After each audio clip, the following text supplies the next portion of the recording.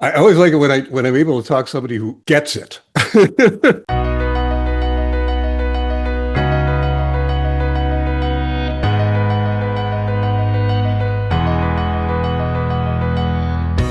Welcome, everyone, to the Earth Day Month 2026 edition of The Impact, a sustainable CT podcast. For your edification, your enlightenment, and your entertainment, too. I'm Jim Hunt, Communications Director at Sustainable CT, so if you're looking for someone to blame for this podcast, well, you can blame me. But remember, this is never a one-way conversation. We always want to hear from you for our edification and enlightenment. Drop us a note, won't you, to info@sustainablect.org. The Impact is brought to you in part by the Hampshire Foundation. The Hampshire Foundation funds partners who are finding pathways to rapidly reduce greenhouse gas emissions or to help people build resilience against poverty and climate change, and we are oh so glad they do. Visit them at hampshirefoundation.org. Remember, we can't do what we do witho't you. We don't have a magical rainbow unicorn money tree, no sir, but you can be a Sustainable CT sponsor. Find out how at sustainablect.org.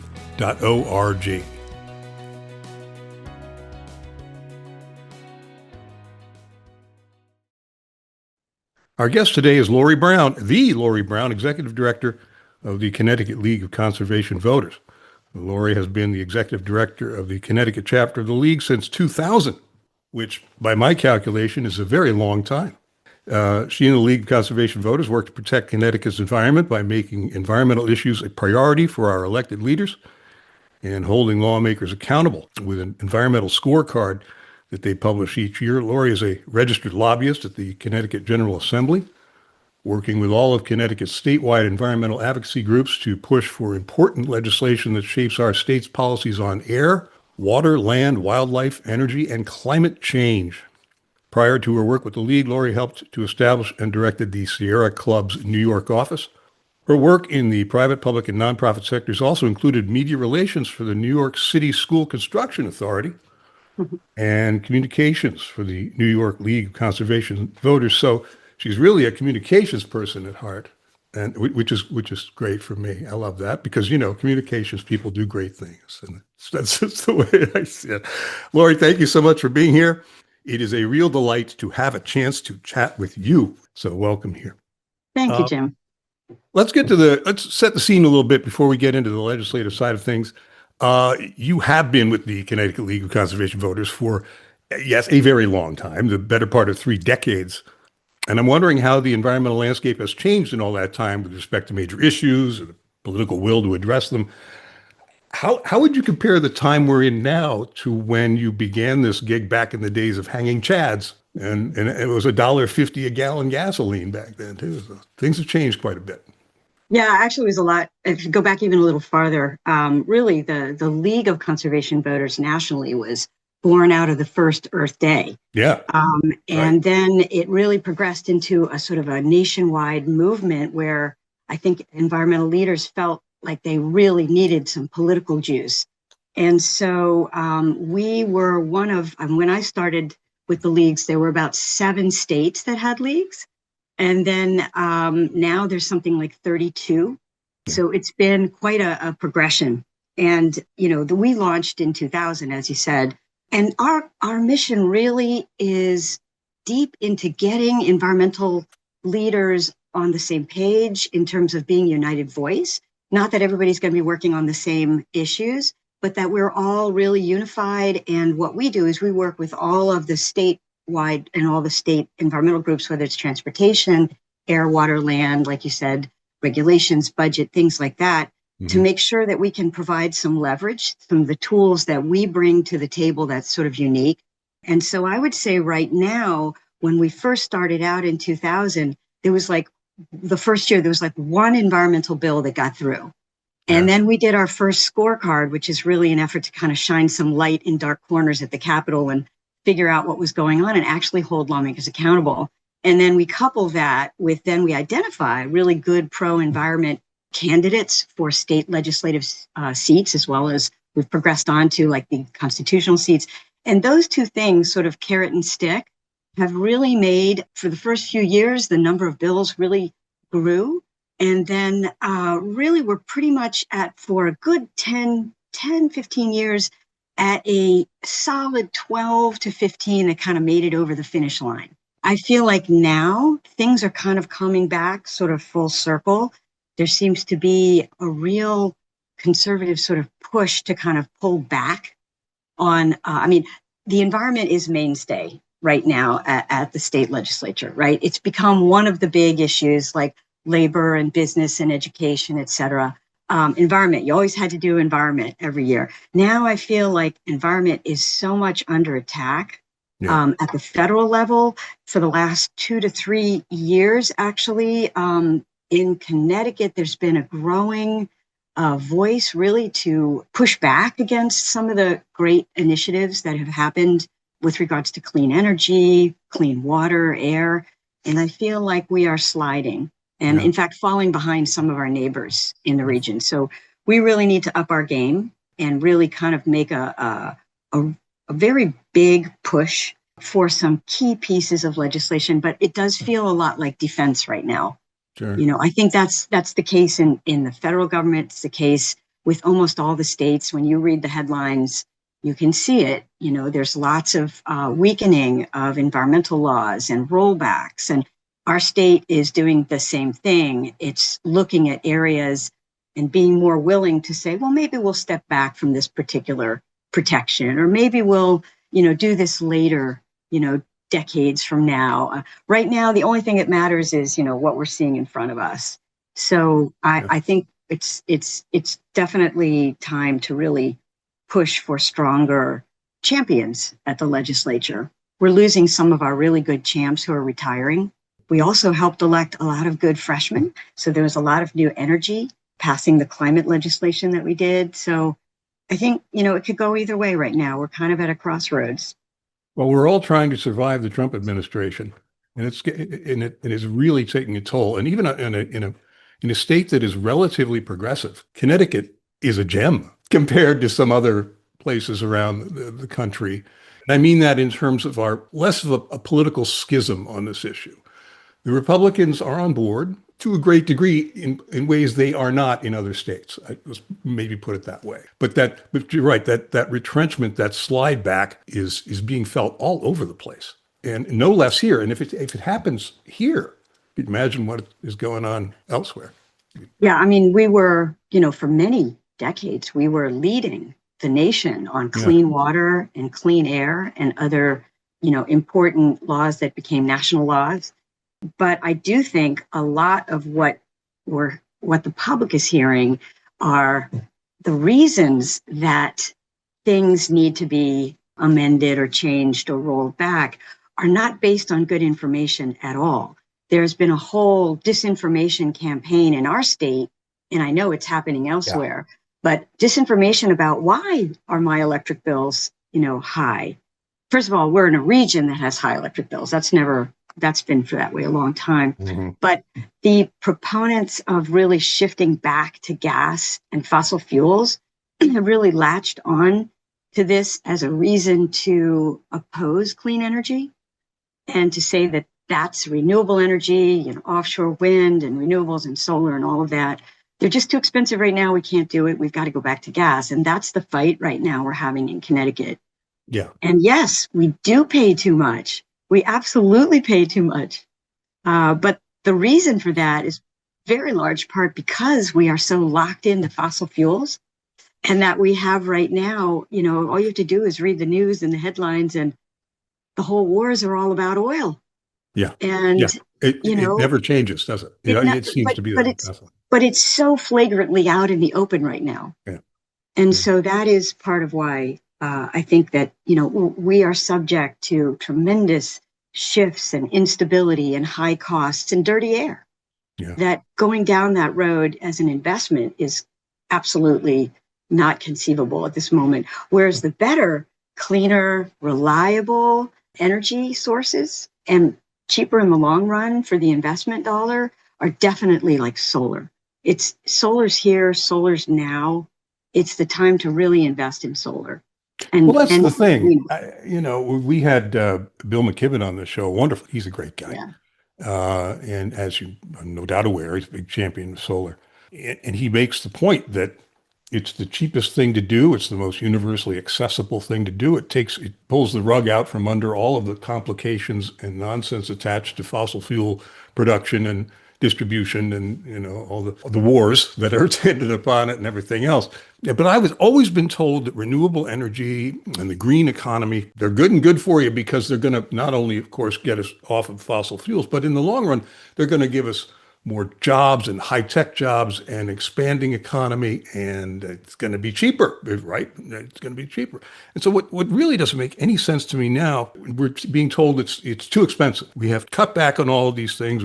We need to pay homage to suddenly, affordability is the key now. And I'm trying to figure out, well, wait, where has this come from? Why aren't we looking at the green economy and renewables as a way of saving money? What happened to that argument? What happened to that? Again, there's been just such a hard campaign of disinformation. I think in Connecticut, we were not really ready for that. We've seen the sort of the mega and the different battles that are going on over this. And in other states where the narrative has been all about, we've got to go back to gas. We've got to do the cheapest megawatt hour possible. But when you really look at the programs, when you invest in clean energy, like offshore wind, that's taking a big bite, like something like 350,000 homes. Mm-hmm. And it's totally reliable in the winter, especially, right? And not only that, but if you do package that with solar, and storage, which is the big thing right now. Storage has come a long way. Storage it's got a long way to go, but it's come a long way. And all of the costs of renewable, the more you do them, the costs come down. And that was the whole, the idea of incentivizing these growing industries. That was the goal of giving, of the state helping along. And the goal is to get them eventually off any kind of incentives, because they will on their own, and in many cases are paying for themselves very well going forward. And the public absolutely believes that renewables are part of the solution. A lot of the polling that's just been done by our national LCV absolutely reflects that the public believes that renewables are part of the solution moving forward. And so we just have to kind of get back to basics and get the information out, let the public be aware of what the choices are and what the repercussions of those choices are. And when you see it, it's definitely part of the legislative discussion, and it's going to go right into the electoral discussion. I mean, it's already there. The candidates for, the governor's seat are all talking about that. Right. And I think, but if you just look at the recent elections, two different governors campaigned on clean energy, and both of them won overwhelmingly, with that in their platform. So we're trying to demonstrate that this is a good voting issue. If you're looking positively at the future, like what we can do. Gas and oil, that's history. That's the past. Solar, offshore wind, geothermal, solar, plug-in solar, where you put it on your balcony solar, those things are the future that people want. So I think as long as we can keep it aimed at what we can achieve and not just backslide. But I got to tell you, I'm looking at the effect of this whole debate on individuals on the ground, in their neighborhoods, in their homes. And the front end cost to a lot of these things, as we know, can be high. It's the payoff in the long run that ends up working for this much more than, some of these front end costs can be pretty expensive. The state wants me to put in heat pumps, and I'm all for it. And I run the numbers, and it would cost me more per month, because I'd have to borrow the money to put in the heat pumps, and even in zero or low interest loans, I'm still paying more for those heat pumps to run and heat my house than staying with oil. And as long as that is true, and I'm on this, I want this to work. I'm on the right side of this. Imagine all of these people out there who are skeptical, who are, or against it for one reason or another. We got to find a better way to do this. We got to find a better way to make this affordable, to use that word again, for individuals on the ground. Because I keep thinking, I go back to my conspiracy theory, that somehow the way these things have been constructed, between all of the different agencies involved in how incentives are constructed and how these things are financed and where the future is in energy in our state, it just seems like there's still this unstated attachment to fossil fuels that, giving them a little bit of room, too much room, it seems to me, in how the alternative renewable energy is financed and incentivized. What's your take on that? Well, I think it didn't help when the Trump administration clawed back all of the funding that was Yeah, available. We did get some of it in advance of, like the December 31st was sort of a cutoff if you didn't have anything in the pipeline at that point. But right, with regards to something like heat pumps, under the Connecticut Clean Air Act, under the climate change bill that just passed, there was bonding there are good amounts, pots of money available for heat pump geothermal programs that were set up. It's a right, question of releasing that money. Some of the discussion has been around for heat pumps, for example, and geothermal has been around like pilot projects. Use some of those pilot projects, show people how it can work. Solar's past that.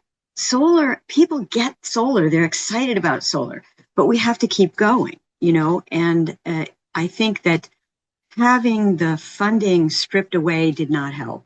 But I mean, look at the rest of the world that is actually doing a lot with regards to shifting towards clean energy.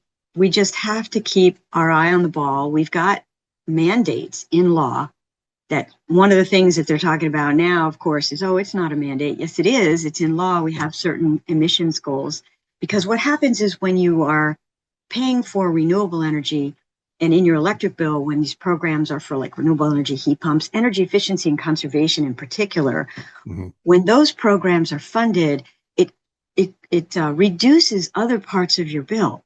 People don't always talk about like what you're getting for it. They only look at the cost, and that's a very deliberate effort by the utilities and the well, fossil that's what fuel I'm saying. interests. It seems They deliberate. want you to just see that, and that's Yeah, all they're talking about, and they're pinning that, which is yeah, just completely off base. right, So having conservation, I mean, the cheapest fuel you got is the stuff you don't use. So yeah. we really have been pushing very hard to get energy efficiency programs, whereas in the legislature, there's this effort to actually cut those programs or toss them out and have them subject to legislators review every year. I mean, that's just you can't plan for energy year by year. It has to be a longer term thing. And so that would be devastating for these programs to be in any way cut. And they did cut down some of those costs last session. It's a big energy bill. So states have to lead.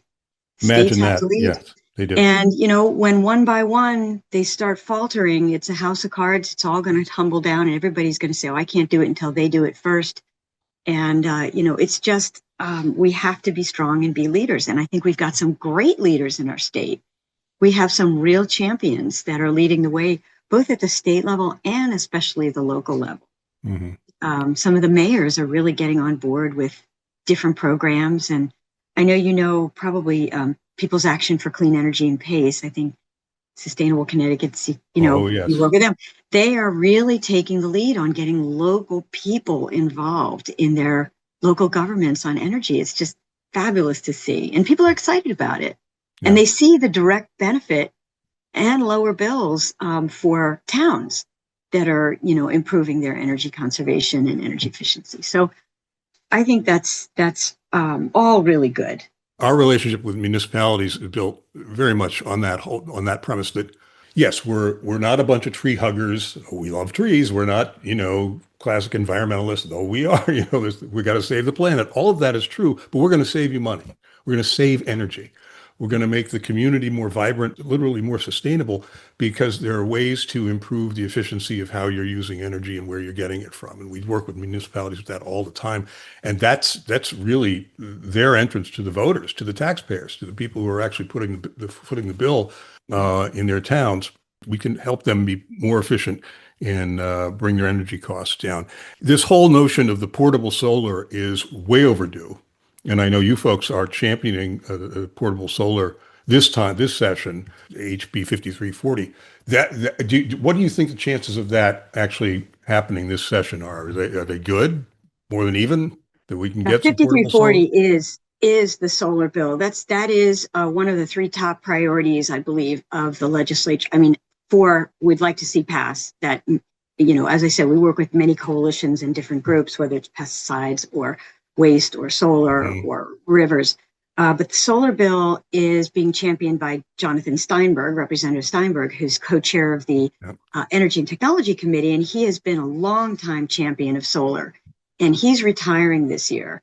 And so I believe both he and Senator Needleman have been very strong proponents, and Senator Needleman really has come around over the years to really believe that gas is not really the answer. And this is Representative Steinberg's major push, with a lot of the backing from the Climate Coalition and a lot of the groups, to pass the bill that's going to extend the existing solar programs. So like two years ago, the three programs in our state were due to expire in the coming year. And we have non-residential, so like commercial, then we have residential solar, and then we have shared community solar. And those three programs were due to expire. So one of the things that happened is they extended it until next year, end of next year, while Pura would do its study of these three programs instead of trying to make changes ad hoc without having the information. So they did the study, and bottom line is they came back out with it earlier this year, and it pretty much says, stay the course, it's working. If anything, expand, right? Stay the course, it's working, the data shows it. And so this bill would extend those three programs. And the problem is, with a champion like Jonathan leaving, the chances of getting something done like that next year drop remarkably low, because it's, and that means if they don't fix it by next session. So we really need to see this go through. And there's one problem, though, is that they have, for the first time, I don't know where this negotiation came from, but you can imagine they're trying to put a cap for the first time on residential solar. Really? And and the cap now would be a budgetary cap instead of a megawatt cap. So the amount of energy is how these companies work. But now the state is saying, well, now we're going to look at with a budget cap of 80 million. And not only that, we're capping residential, and it's all under the same $80 million cap as commercial and shared solar. It's a recipe made to fail. Wow. So I think what the big push right now is to take, first of all, no other state in the country caps residential. Oh, that's insane. It's absolutely nuts. It makes no sense would completely, at all. And what it would cap it is, what I've understood, is probably about half of the business that they're currently doing. So, wow. And nobody can really explain how that works. They just say it'll be easier for the state to monitor and manage. I was going to say, what's the rationale for that, other than clearly to support the fossil fuel industry? I just think that, well, yeah. I mean, exactly. Is there any other reason that could I mean, I think that the option of not passing anything versus trading away something really important is not where we should be. Yeah. We really need to stand strong. And I think we're looking very much at, the very first thing that just has to happen is that cap comes off. The way it passed out of the the Energy Committee, that's the way it should go forward. Okay. But, negotiations, we knew that would be happening right up until the very end, just like SB4 did last year. That was all the way through right up to the end. So it's still, the future's not written yet. Well, I want to be able to throw a solar panel out in my backyard and move it around whenever I feel like it and make whatever energy I can with it. And and not being able to do that never makes sense to me. I understand that there are certain, technical issues and safety issues attendant to everybody, plugging in their panels. But come on, this is 2026. We can find a way to do this. And it makes no sense to me at all that something like that should be actively prohibited. If I went out today and got a panel, I would not be able to put it in my backyard. Right. Well, people are doing it. They're buying it online. They're doing it. But that's all the more reason to pass plug-in solar, so that you can actually have some guidelines. Exactly. Yes. To your point about safety, that's been addressed in the bill, and it's the UL standards that it's like there's a feature that gets put in that would block any kind of reverse metering kind of thing, and the safety. I mean, Germany's been doing it for 10 years with no incidents. Yeah. I mean, everybody's a different type of grid Pakistan setup. survives on it. They wouldn't Is that be right? able to have an electric grid without it. Yeah. I mean, yeah, no, it makes no sense. And you're absolutely right. In the absence of regulation, we've got people out there doing this, like cowboys out there, just out there throwing stuff up because it's common sense to do. But then, oops, they're doing it wrong, or the Right. grid hazard. And Yeah, if something happens under those conditions, whether it's badly done or not, that'll be the headlines yeah, that will then put us yeah. back Not like, oh, exactly. solar can't do that. Yeah. So that's a question of the other thing is with plug-in solar, you need the advanced metering, right? And Mhm. so, but UI has that and the municipalities have that. A lot of them have their advanced metering, through They UI. want to do that anyway. They're on Yeah, so a we track to figure do that anyway. Yeah. exactly, but Eversource, has not done that. No. And No. so, and they're complaining also that all the solar is just, going to cost too much. And, they're really trying to get in the way. In fact, they just sent a letter. You probably read this. They just sent a letter to the leadership of the House and Senate in Pura that they just simply weren't going to honor the 3 contracts that had just been selected by DEEP. It's like, where do they come off doing that? It's just amazing. I think they're just pushing to the extreme whatever they can because they feel like they've, dodged the bullet by getting rid of Marissa Gillette, who was the one No. and only entity person who was going to speak for the ratepayers. And somehow they managed to turn that on its head like she was the problem. It was a coup, unimaginable coup by Eversource. And I think they're just getting way too full of themselves in terms of the power that they have. And if we don't put some of that in check, you are going to continue to see just a lot of things that are not good for the consumer. But standing in the way of solar is really just incredible to me. I just can't believe they think that's going to go over. Yeah. Let's take a break a second. We'll come right back and we'll talk about other legislation and hopes and dreams and everything else. So we'll be right back.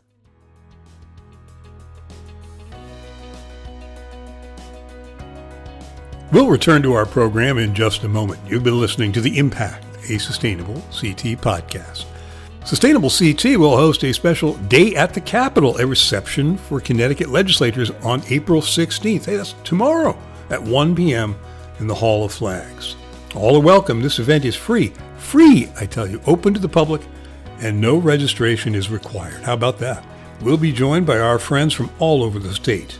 Bloomfield, Branford, Bridgeport, Durham, Fairfield, Groton, Guilford, Litchfield, Manchester, Mansfield, Middletown, Norwalk, Old Saybrook, Ridgefield, Vernon, and West Hartford. These towns will be showcasing successful sustainability initiatives, including advancing energy efficiency and climate resilience, expanding affordable housing, strengthening local economies, and promoting equity.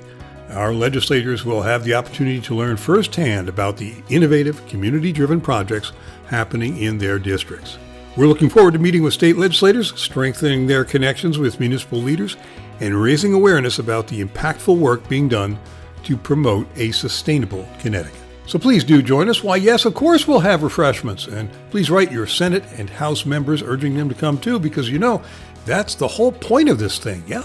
Hall of Flags in the Capitol building at 1 o'clock on the 16th. We'll see you there. All right, let's get back to the program.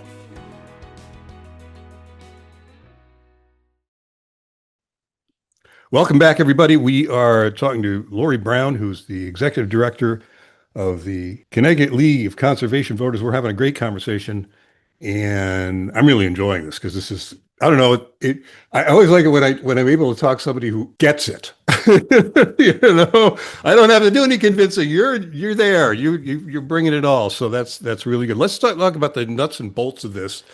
Your raison d'etre, as it were. You're out there trying to support some legislation. And it is as we discussed earlier, it is a short session. I mean, they're going to be in session only for the next, I don't know, a little more than 3 weeks. So the push is on. And what's the major stuff you're trying to fight for this session? So I know we just kind of went through the solar, which we is talked about the solar. Yep. One of 3 top priorities this session. And again, these are priorities that have come and bubbled up from various coalitions that are working on these bills. So the second one I would love to tell people about is it's called riparian areas. It's Oh, House yeah. Bill 5334, and that is the result of like a working group that had been working on protecting the vegetation that's along all of our rivers and streams and waterways and shorelines and coastlines. And we're one of the only states in our New England area that actually doesn't have protections for those very great habitat for animals, food. There are buffers for water quality. There's just so many good reasons to have at least the minimal amount of We protection. are So, big champions of the riparian zones. yes, That's a yes. huge deal. Yeah, Yes, it absolutely. is. And right now, that bill it passed out of the Environment Committee, but it went to the appropriations. And that's because DEP, Department of Energy and Environmental Protection, Mm. they put a fiscal note on it that we consider to be completely inappropriate and not based on reality. So they're trying to work on that because that's, as you know, one of the first things that can kill a Oh, yeah, bill is absolutely. They put a a, fiscal note. what, they think it's going to cost too much? And, you know, the bill came out of environment. It was in good shape. I mean, it had been Mhm. hammered out. And believe me, there was a lot of, fighting back and forth and controversy, and they came to a good place. So right now, for it to have that fiscal note doesn't make sense. They're saying they need a whole new person to do what they're already supposed to be doing, which is enforcing the inland wetlands laws. Oh, So that is really good. We really, really need to see that pass. There's no reason that it shouldn't. So more about that. And the other one is regarding waste, solid waste management. For a couple of years now, legislature's been completely unable to get anything over the finish line dealing with waste. It got through the one of the bills similar to the bill this year, got through the House last year in the last couple of days, but did not get raised in the Senate. So some of the components of this bill, one of the biggest things that we really like is the diversion of food waste, hmm. because something like 20% of the waste that we make is food. And right now, we are shipping over 800,000 tons a year of garbage Yeah. out of our state. It doesn't just Connecticut, disappear. yeah, has a real problem with Real problem. And they were not prepared for the Mira, facility to go down. right. They're in denial. But now we're shipping it out, and with huge amount of, and food waste tends to be also heavier and wet and that kind of thing. So if we can take a big chunk of that out of our system, that would be fantastic. So one of the bills, it's House Bill 5524, and it expands the commercial organics recycling law, essentially. So it would require that large generators of food waste have a plan for donation for food waste. Food rescue is a big piece of this. Many big generators of food waste are already required to either compost or anaerobic digestion. There's different things they can do. If they're over a certain tonnage and they're within a certain range of a place, they can actually do it. But we want to incentivize the food rescue, and that takes care of like two problems, not entirely, but I mean, it hits on two incredibly important problems. Food Mhm. insecurity is no secret in Connecticut, and it's something that we'd like to see. It also takes a stab at reducing plastic waste. Right. So no longer would you get all those pieces of plastic utensils and napkins wrapped in cellophane and straws with PFAS. You could still have straws, but that will no longer. You'd have to ask for that to get it because we all just take it and dump it out, right? And Mhm. so it's a lot more than you think, even though it's small. Sure. And so there's that, and the other piece is reducing styrofoam, and it would eliminate styrofoam from like takeouts from restaurants. That's a heavy lift, of course, but the state aquarium, like the aquarium in Mystic, Hmm. has switched over from styrofoam and plastic to the alternatives and paper and so forth. And they said it did it relatively easily, and it did not cost a lot. It's not like it was 5 years ago. The alternatives really are cheaper now. And so a lot of restaurants, though, are probably going to have that gut reaction of how can we not do this? I know they're working on that, and that's a big bill that we'd really like to see. It would take a chunk. In the interim, the Deep is doing a study on our waste stream. And that was a bill I testified on this year in the hopes that they would come with a bigger, more comprehensive solid waste plan next year. This kind of thing drives me crazy. Mentioning styrofoam just kind of like, I don't know, makes the hair on the back of my neck stand up. Because if people priced in the actual cost of using this stuff, meaning what do you do with it when you're done with it? Where does it go? How long does it take to dispose of? What the costs incurred with actually the disposal of some of this stuff? Then the alternatives would be much more competitive.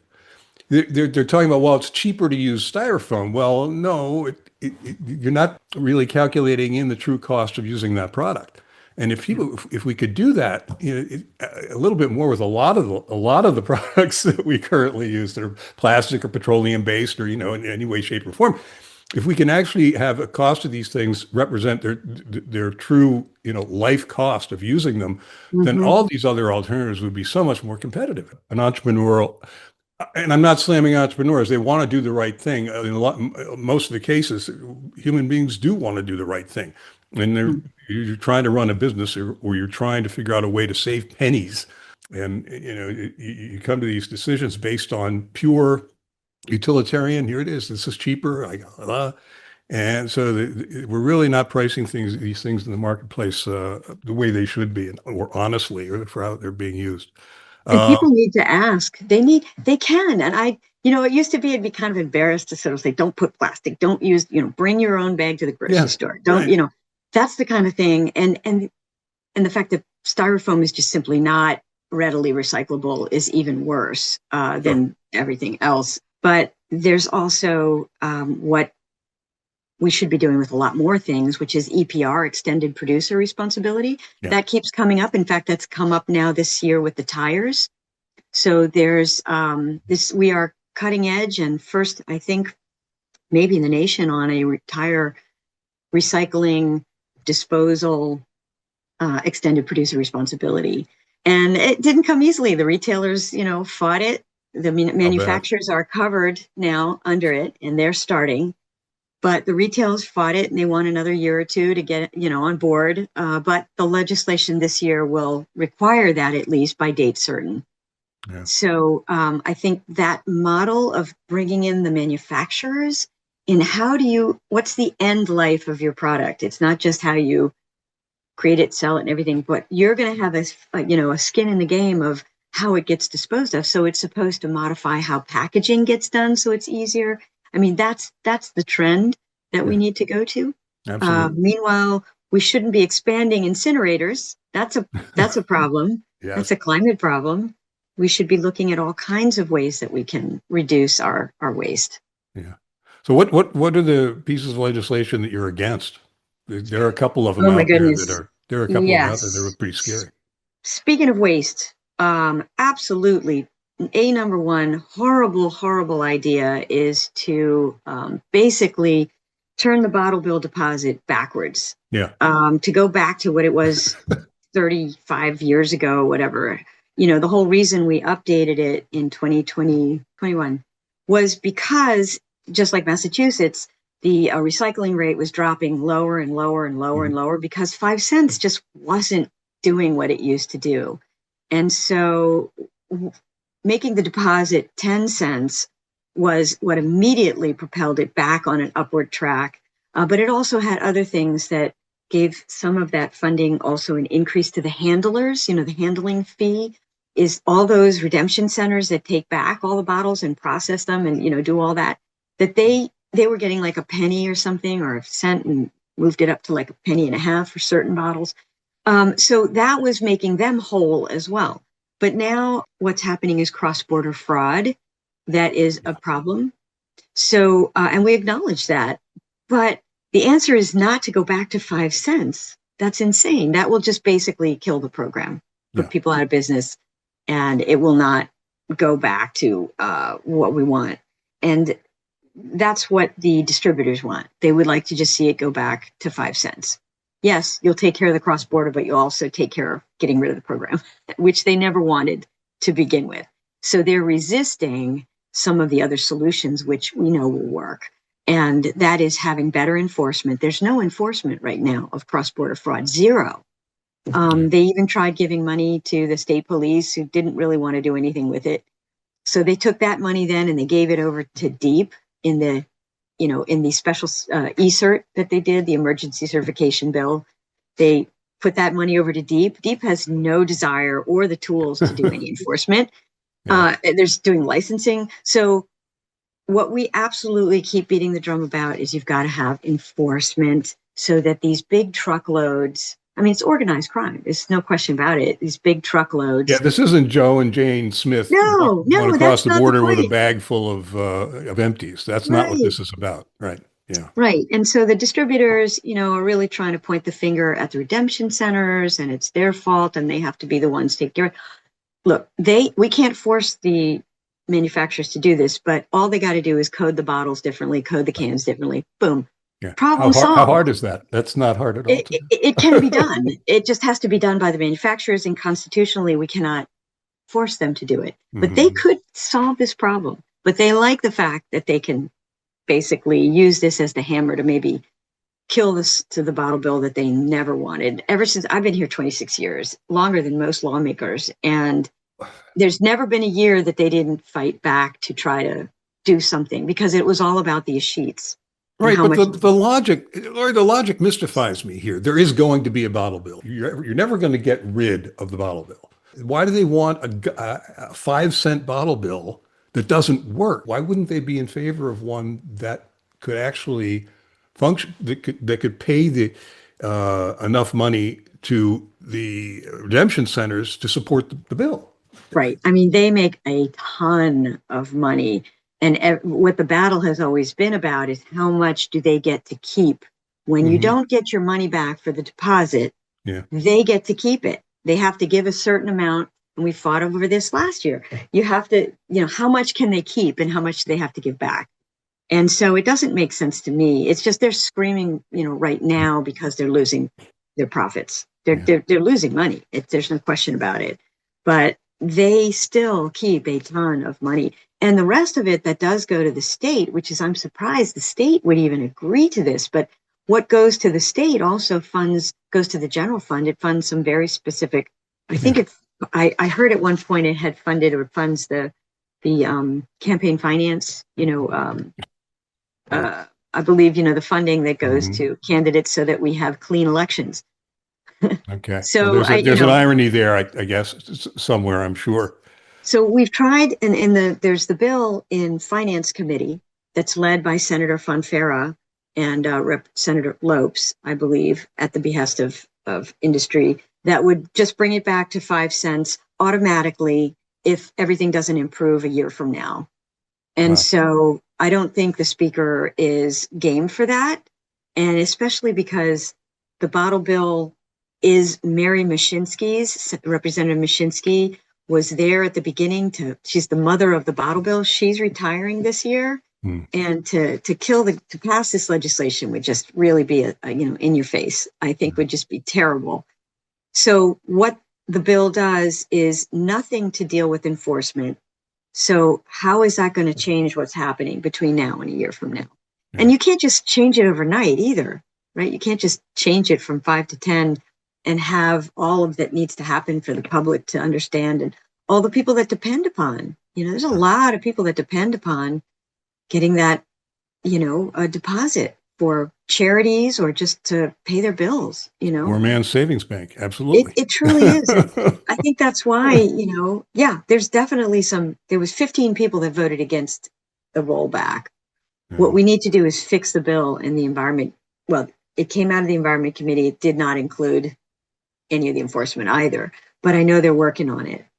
And at the highest levels. So let's name some names here. Can we? Who are your champions this year? Who's helping? I know what you said. We have a bunch of retirements coming up. We got some new freshmen. That's good that are on board.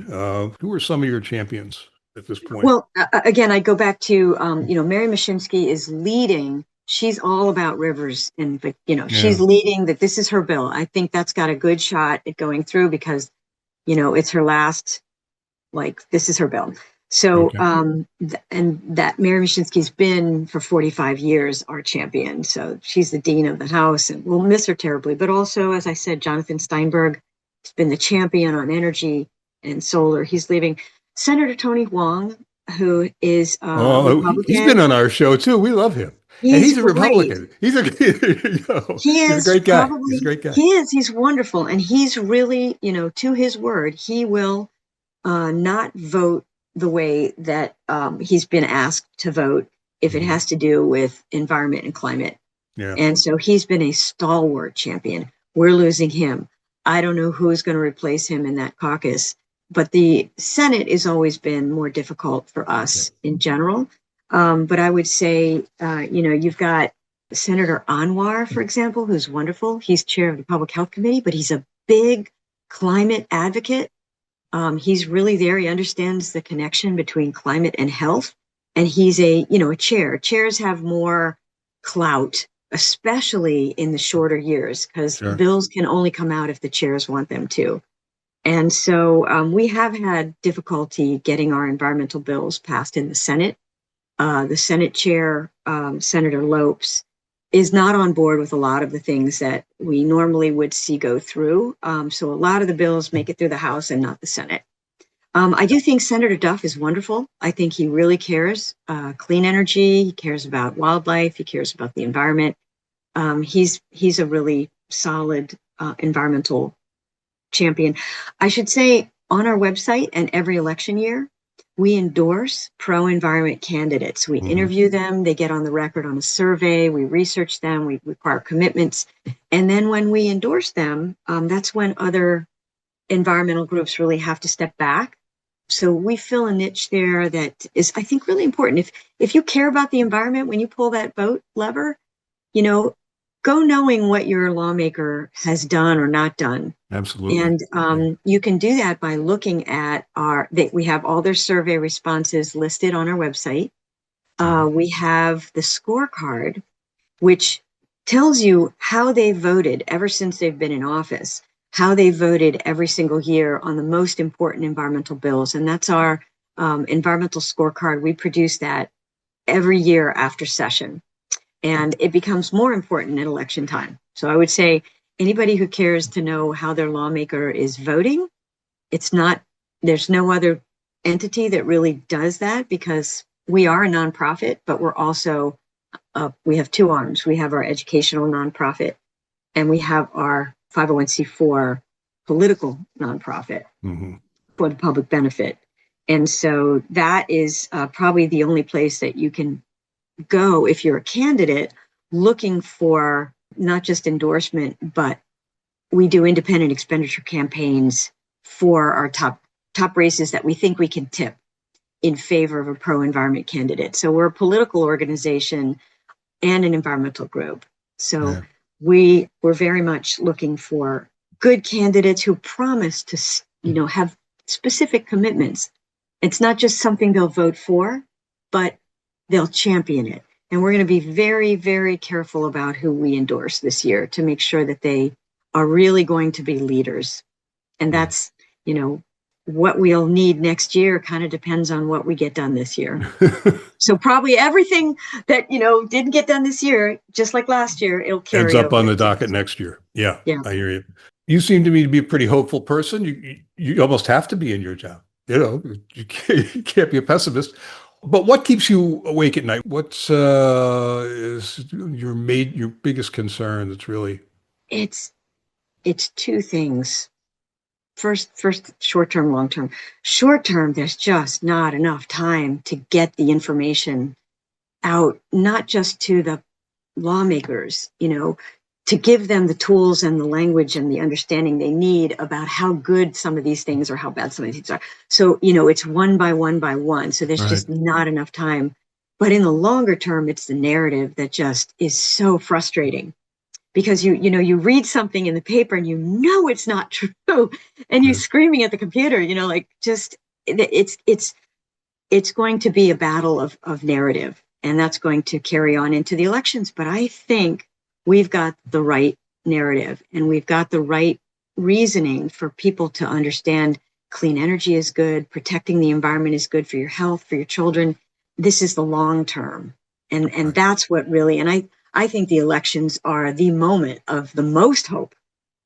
If we can highlight and tip a few races towards our pro-environment candidates, if they get the backing of their constituents, then they come into the legislature understanding that environment is a voting issue, and they will be helpful and help support some of the things we need support for. Yeah. So that's kind of mine. What's yours? Yeah. What do you? Well, it's a constant. There's a constant anxiety. We're very small ball. We work with tiny little projects in hundreds of towns. So it's a very large impact in the aggregate. But every single project, it just seems tiny in and of itself most of the time. We're working with small towns, big cities. And sometimes I lose track of, if I'm working with somebody in a small town and they're working on a recyclable program, or composting or any number of things, you can lose track of how important these things are because they're so small. And I always have to remind myself, thankfully, I work with great people. I'm always refreshed by the energy in the municipalities. These people really working hard and they care so much about what's going on in their communities. It really helps refresh my cynical, frame of mind. We are going to be at the Capitol on Thursday in the Hall of Flags. We're going to have a reception for whatever legislators might still be around. I know they're not going to be in session. I'll be up there for sure to support. Sustainable CT is just fantastic. Yes, please do. 1 o'clock. Great. We'll definitely be there. But just know that those projects at the local level are absolutely the reason that any lawmaker will move on something. When they see something in their town, that is golden. Yeah.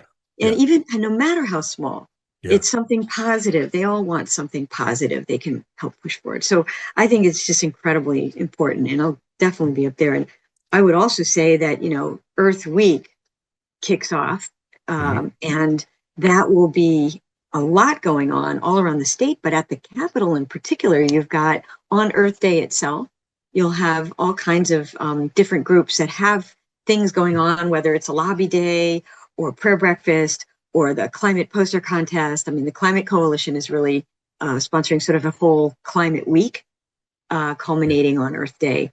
But people can also get on our distribution list if you go on our website, and you can see there's places where you can find all the different activities across the state for Earth Day and Earth Week. Yeah. It's the time where you want people to be thinking about absolutely everything large and small. We have a saying, every day is Earth Day. And so is April 22nd. Yeah, so that's good. No, and we love it because it really energizes people. It gets people focused. So any problem with that? We're supporting as many people as towns, communities as possible in what they're doing and how they're showing it. This thing at the Capitol is really to showcase towns. We're having our partners in the towns show up. They're going to be tabling from all of these certified towns, and they're going to be talking about all of the projects they do in their communities to support sustainability. So we are out of time, but I want to thank you so much for doing this, and I hope to see you soon again. Thursday would be great. If not, we'll catch up. We love you guys. We love what you're doing. We're behind you 100%. And it's a great resource. If anyone is not yet familiar with the amazing amount of information you have on your website, the stuff that you're providing the public in terms of information, you got to check it out. You got to check it out because there's a lot there, and it's very meaningful and very helpful in not even just in an election year, all the time. So please check that out. And thank you. Thank you. It's just so for people that may not know, it's ctlcv.org. Right. And as you said, so the feeling's mutual. I mean, I really respect everything you do. I run into Sustainable CT all over the place. We were at the forum with Bill McKibben. Oh, that was a blast, wasn't it? That was really terrific. good. Yeah. Looking forward to that, seeing you on Thursday. All right. Thank you, Lori. Thank you, Jim.